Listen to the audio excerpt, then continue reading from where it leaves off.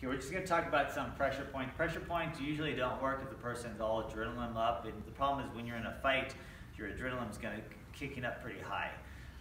So if you're constricting your blood vessels, if you're constricting your muscles, if you're just focusing on the fight at hand and somebody's really trying to threaten you in a serious manner, a lot of times first of all, you got to hold them in a position and hold them in there. And if they're moving around and scrumming around and trying to attack you, they're moving too much to try to make pressure points work like you would with somebody that just goes like boop and somebody taps out or whatever.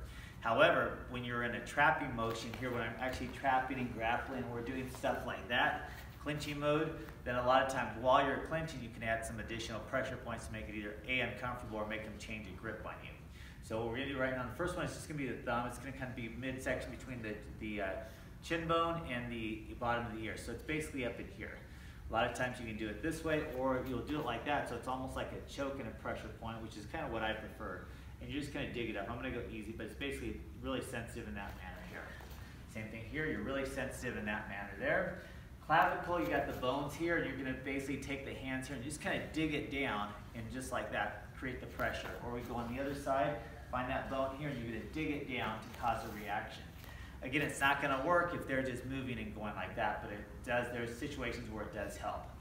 Then under the armpit here, you just basically go straight up with the thumb. The thumb's the action, and you're just putting pressure there, or you're putting pressure there, which is a little more sensitive.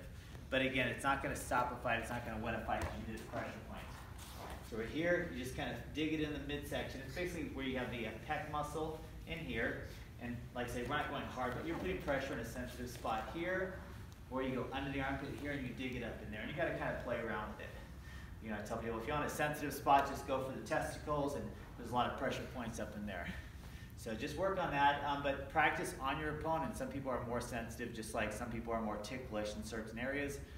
While you're trapping, which means we're doing stuff like this, we're moving around. I'm going to go for the neck, right? I'm going to dig it in here. I'm going to go for there. You know, and you're doing this stuff while you're trying to take them down, while you're trying to do a single leg sweep takedown, while you're trying to flip them over, or while you're defending your neck chokes, things like that. So get a partner and practice variations of spots and see what's sensitive for that person in that situation, and then try it with a different person.